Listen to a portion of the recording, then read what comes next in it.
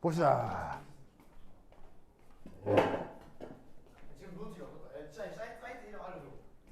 DB위키. 아니 또 누구랑 쉬면 나왔어? DB위키. 야뭐 이름 하고 있다가 뭐 다시 모으기 하면 막 나온다. 뭐가요? DB위키. 불법의 기력, 어둠의 경로. 저는 근데 여전히 넷플릭스로 보는데 불법 아니면. 근데 나도 어제 넷플릭스 써. 아, 넷플릭스 없는 게 올드보이가 많아. 넷플릭스 떠 있어요? 나 코난 보고 싶은데 넷플릭스에 코난이 없어. 그래요? DBK 보는 거? 응. 코난 없어. 맞네. 이거 봅시다. 땡큐. 문제도시도 모르겠어. 명탐정 코난 5위다. 자, 앞서 검색어. 지금 언급하고 있는 하이드로제닉 아이온. 자, 하이드로제닉 아이온은 전자 몇 개인 거? 한 개인 거. 전자 하나인 시스템을 얘기하는 거예요. 거기에서의 이제 파이가 파동함수죠. 그럼 그게 지금 원래는 몇 차원 함수? 3차원. 3차원이니까 변수가 x, y, z인데 이런 직교접표기를 뭐로 바꿨어요? 극좌표기. 극좌표기로 바꿨는데 직관적으로 생각했을 때 거리 변수하고 방향 변수가 서로 뭐 할 거다? 변수분리. 서로 독립적일 것 같아서 이렇게 변수분리를 한 겁니다. 무슨 말 알겠죠? 그럼 이제 이렇게 한 상태에서 이때 요 R 부분을 무슨 부분이라고 했었죠? 요 R 부분의 이름을 뭐라고 했었죠? R 부분의 이름을 뭐라고 했었죠? 이거. 저 R 부분 이름 뭐라고 했어요? 아까 썼잖아요. 방사상 부분. 바로 레디얼 파트라고 했었죠. 아니 무슨 뭐겠지 않고. 그래서 우리말 번역으로 방사상 부분이라고 했고요. 그 다음에 뒤에 있는 이 Y 부분을 뭐라고 했었죠? 앵귤러. 얘를 앵귤러 파트라고 했었죠. 아니 방금 빼준다. 이게 앞으로 되게 그 영어로 되어 있는 여러 단어들이 계속 나올 거거든요. 그 단어들에 대해서 외워야 돼요. 그렇죠? 왜냐면 그 단어를 가지고 여러 가지 표현들을 하기 때문에 이게 좀 영어에도 어쩔 수 없이 이런 단어를 외워야 됩니다. 자, 그럼 요걸 활용을 해가지고 예? 카메라만 안 건드려도 돼요. 근데 가져가서 다 먹고. 빌려봐. 오케이. 자, 봅시다. 자, 그래서 이제 이걸 가지고 이제 드디어 슈레딩거 방정식을 풀어보도록 하겠어요. 알겠죠? 네. 자, 그러면 이 슈레딩거 방정식을 어떻게 푼다는 얘기냐? 자, 아까 원래 슈레딩거 방정식이 수식이 어떤 꼴이었어요? 바로 요거였죠? 네. 맞습니까? 그리고 이때 요 해밀토니안 오퍼레이터 안에도 델 스퀘어라고 하는 부분이 있었는데 그 델 스퀘어라고 하는 부분도 다 뭐로 바꿨었어요? 전부 다 뭐로 바꿨었냐면 x, y, z를 r, 시타, 파이로 바꿨었죠? 네. 다 바꿨다고 합시다. 리산드라. 그래서 얘를 어떻게 썼냐면 그 다음 요겁니다. 마이너스 h바 제곱에 2me 제곱 한 다음 델 스퀘어의 파이 그 다음 빼기 4파이 입실론 제로 ze 제곱에 r분의 파이 알겠죠? 뭐 r분의 1파이라고 할까요? 바로 r분의 1 파이 하면은 2 파이 이렇게 되는데 이 파이 자리에다가 뭘 넣겠다고? 이 파이 자리에다가 r하고 y를 넣겠다 이런 말이야. 그렇죠? 알겠습니까? 알겠습니다. 그러면 이 r하고 y를 여기 넣으면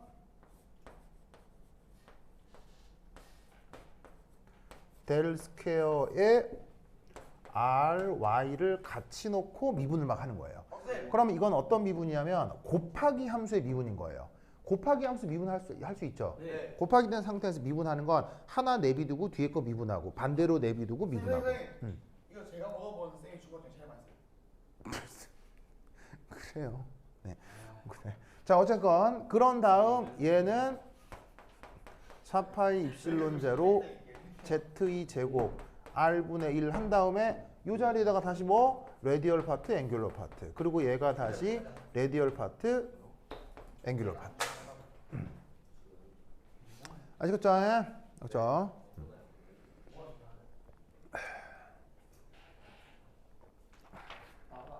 저런 걸로 표현을 해볼 수가 있다 이런 말이에요. 알겠죠?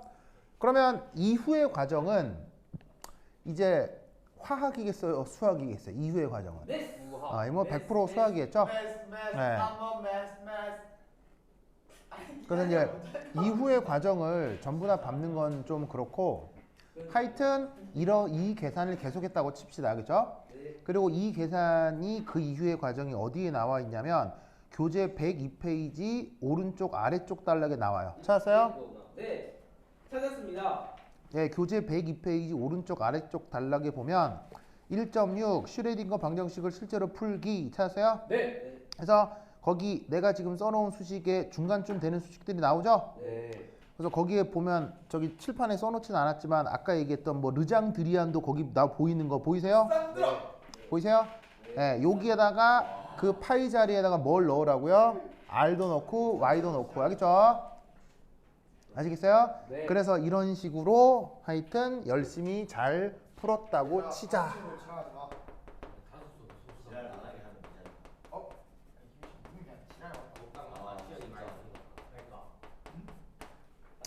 알겠죠?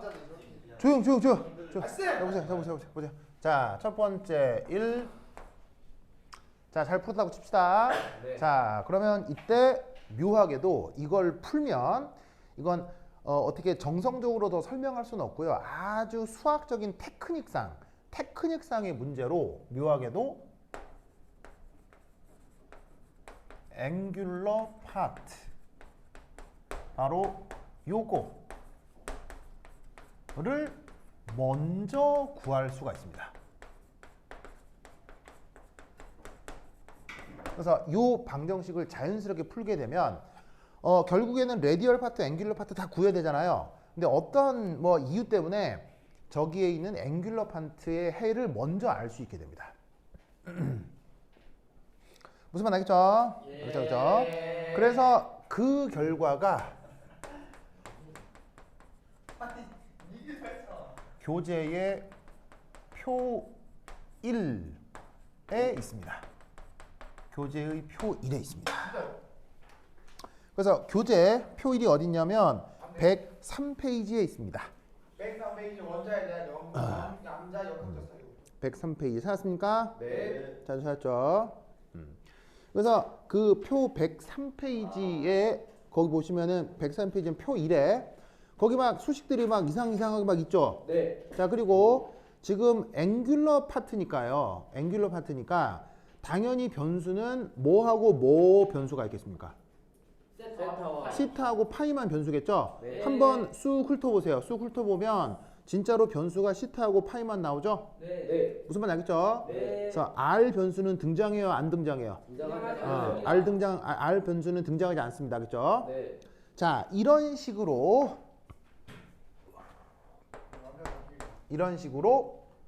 무한계의 해가 나타납니다. 무한계의 해가 있습니다. 아시겠죠? 네. 그런데 그 무한계의 해 중 그중 일부를 표 1에 나타낸 겁니다. 아시겠죠? 그래서 표 1에 나와 있는 건 그 무한가지 해 중 일부만 표기한 겁니다. 그렇죠? 그런데 묘하게도 두 번째 이 모든 해들은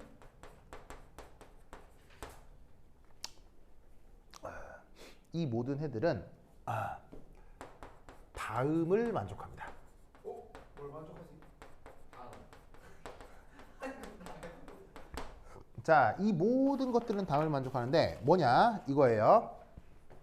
자, 요 y라고 하는 녀석의 변수는 누구하고 누구죠? 시타하고 파이죠? 네. 시타하고 파이죠. 근데 이 시타하고 파이를 크기 한 다음에 제곱해요. 뭐 한다고요? 제곱. 자, 제곱을 한 다음 여기다가 얘 왜 이런 짓을 하는지는 뒤에 나온다. 그죠? 왜 이런 짓을 하는지는 뒤에 나오니까 뒤에 보시고 우선은 무조건 이런 수학적인 조건을 만족합니다. 네. 요런 꼴에다가 사인스타를 곱합니다. 사인스타 아시겠죠? 네. 그런 상태로 요 녀석을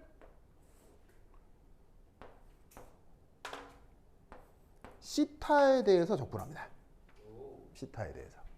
자, 시타는 위도, 경도 뭐라고 했죠? 위도라고 했죠. 위도. 그럼 위도는 각도가 몇 도에서 몇 도까지라고 그랬어요? 바로 위도는 0에서 파이까지라고 했죠. 했죠. 자, 그럼 잘 봐요. 그러면 이 적분 안에서는 파이라고 하는 게 뭐처럼 여겨지면 되겠습니까? 상수처럼 여겨지면 되는 겁니다. 그래서 시타에 대해서 적분을 할 때는 파이는 상수처럼 여겨서 계산을 쭉 하게 되는 거예요. 그러면 상수는 적분 기호 바깥쪽으로 빠져나올 거고요. 이 계산을 하게 되면 결국 파이 변수만 남게 될 건데 이걸 다시 누구에 대해서? 파이에 대해 적분하는 겁니다. 알겠죠? 그러면 파이는 위도, 경도 뭐예요? 경도라서 몇 도부터 몇 도라고 했죠? 0에서 2파이라고 했죠? 그러면 무조건 1이 나옵니다. 아니 말이나. 알겠죠? 자, 지금 표 1에 나와 있는 헤드뿐 아니라 이런 식의 앵귤러 파트는 무한계 앵귤러 파트는 무조건 저런 수식을 만족하도록 이미 다 조작이 되어 있습니다. 아시겠죠? 알겠죠? 이미 다 조작이 됩니다. 자, 그러면 잘 봐. 정말로 그런지 그 귀납적으로 예를 한번 해보자고. 예를 한번 보자고 했죠. 귀납적으로다가. 자, 그러면 거기에 있는 어떤 함수도 다 이걸 만족하기 때문에 사실은 다 할 수 있어요. 해도 되는데 딱 봤을 때 제일 쉬운 함수가 뭐예요? 제일 위에. 제일 고보에서 제일 쉬운 거. 자, 만약 잘 보세요. 예를 들어 보세요. 예를 들어 요 앵귤러 파트가 만약에 이거라고 합시다. 거기 보시면은 제일 간단한 함수가 이거잖아요. 요거라면 자, 해봅시다. 얘를 우선 뭐 해야 되겠어요? 제곱해야 되겠죠? 자, 제곱해. 그럼 제곱하면 4파이분의 1 한 다음에 곱하기 사인 시타. 보이세요? 자, 이거에 대해 시타를 놓고 몇 도부터 몇 도까지 적분해야 돼요? 바로 0에서 파이까지 적분을 해야 되죠? 그런 다음 얘를 묶어가지고는 얘를 다시 파이에 대해서 몇 도에 대해 몇 도로 적분을 하라는 얘기예요. 0에서 2파이까지 적분하라는 거 아니에요. 그죠? 그럼 정말 그렇게 되는지 보자 이런 말이에요. 자, 봅시다. 4파이죠, 4파이. 4파이는 상수니까 시타에 대한 적분 바깥쪽으로 빠져나오겠죠. 그럼 얘는 어떻게 바뀌냐면 인티그럴 0에서 2파이에 대해서 적분기호 바깥쪽으로 빠져나오니까 뭐 사실은 상수니까 시타에 대한 적분에 대해서도 파이에 대한 적분에 대해서 다 빠져나와 버리겠죠. 다 빠져나오니까 싹 빼버려서 그냥 4파이분의 1을 아예 바깥쪽으로 빼고 그 다음 경도 0에서 2파이까지 d 파이 적분하는 걸로만 생각하잔 말이에요. 그럼 이때 누구만 남냐면 사인 시타만 남는데 사인 시타를 0에서 파이까지 적분하면 값이 뭐예요? 마이너스 코사인. 사인 시타를 0에서 파이까지 적분하면 값이 얼마예요? 그게 2잖아요.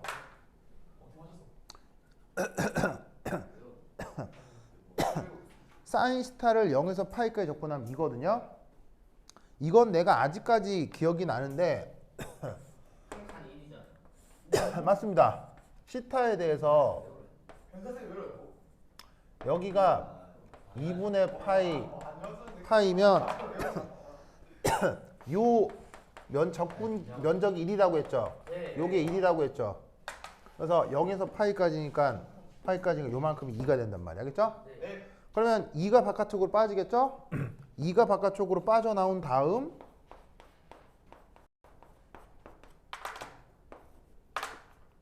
이쪽은 2를 0에서 2파이까지 적분하는 거 아니에요? 그럼 2를 0에서 2파이까지 적분하면 뭐예요? 2파이가 될 거 아니에요? 그러면 1이 되겠죠. 알겠죠? 알겠습니까? 그러니까 쟤는 무조건 성립하는 거야. 그렇죠? 무조건. 이것만 그럼 제일 큰 걸로 해봅시다. 뭐 어쨌건 해보세요, 알겠죠? 뭔데요? 그래서 저기 있는 앵귤러 파트들은 저런 성격들을 갖습니다. 됐죠? 네. 됐죠? 자, 그 다음 자, 그거 다 썼죠? 네. 썼죠? 다 썼죠? 썼다고. 오케이. 우리가 방금 한 말 내가 했던 세 명이 돌려줘. 자, 그럼 여기 지울게요. 네. 자, 준다. 네. 준다.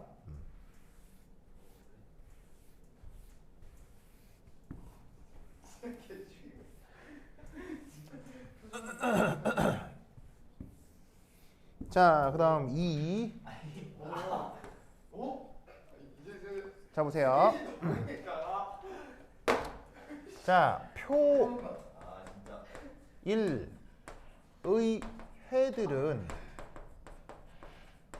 사실 무한히 많습니다. 아까 무한히 많다고 했죠? 네. 많지만 사실 수식들이 보면은 뭔가 규칙이 있는 것 같아요? 규칙이 없는 것 같아요? 없어요 그냥 아예. 뭔가 규칙이 있다는 얘기입니다. 오? 아 있다고?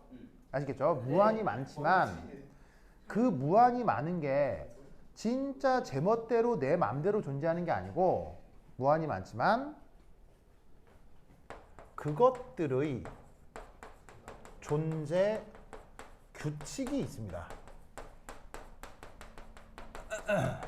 그것들의 존재 규칙이 있어요. 무슨 말 알겠죠? 네. 알겠죠? 이것을 그 존재 규칙을 수학에서는 뭐라고 한다겠죠? 어떤 함수나 함수 같은 것들이 존재할 수 있는 규칙을 수학에서는 뭐라고 한다고 했었죠? 경계 조건이라고 했습니다. 아 맞다. 영어로 뭐라고 했었죠? 바운더리. 바운더리 컨디션. 컨디션이라고 했고요. 얘네 합작. 그 다음 지금의 이 물리학에서는 뭐라고 부른다고요? 양자화. 양자수. 불화 물수. 영어 표현으로는 신기한데. 퀀텀 넘버라고 해요. 아 이런 임시가 없어요.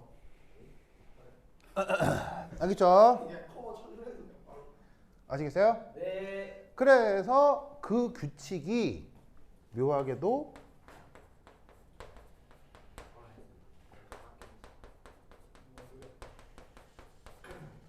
두 가지가 나타납니다. 두 가지가 나타나요. 아시겠어요? 네. 그래서 표 1에 나와 있는 그 해들이 중구난방으로 나와 있는 게 아니고요. 거기 묘하게도 L이라는 표현 보여요? 네. 그리고 ML이라는 표현 보여요? 네. 그 기준으로 분류가 돼 있죠. 오비탈. 분류가 돼 있죠. 보이세요? 네. 그 분류해 놓은 그 L과 ML을 뭐라고 생각하면 된다? 이게 경계 조건이고 양자수들이라는 거예요. 그래서 이 경계 조건과 양자수들이 허용하는 조건에서만 이 해들이 나타난다는 얘기예요. 알겠죠? 네. 물론 이게 무한히 많지만 이 조건을 꼭 만족해야 된다는 뜻이지. 알겠죠? 네. 그럼 이때 얘들의 이름을 뭐라고 하느냐? 첫 번째가 1. 바로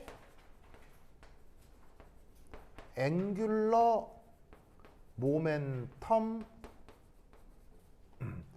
퀀텀 넘버가 첫 번째 등장을 하는데 그걸 우리가 뭐라고 부르냐면 L이라고 불러요. 그럼 이 앵귤러 모멘텀 퀀텀 넘버 이게 원래 말이에요. 원래 말. 그럼 이걸 우리말로 번역 이제 QN은 퀀텀 넘버 줄여 쓴 거 알겠죠? 그럼 이걸 우리말로 번역을 하면 각 운동량 양자 수 이렇게 번역을 하는 거예요. 알겠어요? 이게 가장 괜찮은 번역인데 이거를 이상하게 어떻게 번역을 하냐면 이거를 요즘 한국어 책에서는 방위양자수라는 이상한 표현을 쓰고, 그리고 일제시대 때는 부양자수라는 말을 썼어요. 그래서 일본식 책에는 아직도 부양자수라는 말이 나와요. 그래서 하이탑이나 뭐 아니면은 뭐 저기 뭐 중달책 같은 데 보면 부양자수라는 말이 나오는데 그건 다 그 일제시대 때 표현이에요. 알겠죠? 그래서 요즘은 방위양자수로 번역을 하나, 사실은 더 좋은 표현은 앵귤러 모멘텀 퀀텀 넘버예요. 알겠죠? 각 운동량 양자수. 알겠지? 그걸 L이라고 하고, 이 L의 조건은 바로 0, 1, 2 이런 조건이 됩니다. 0, 1, 2 뭐 하나만 더 적을까요? 3 뭐 이런 식으로 이렇게 됩니다. 알겠죠? 네. 이때 L이 0일 때를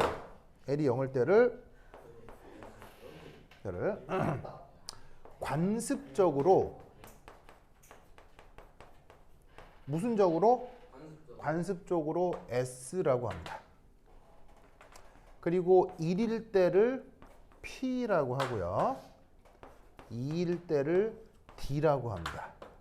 그리고 3일 때를 F라고 하고, 그 이후는 저도 몰라요. 알파벳 순입니다. 아.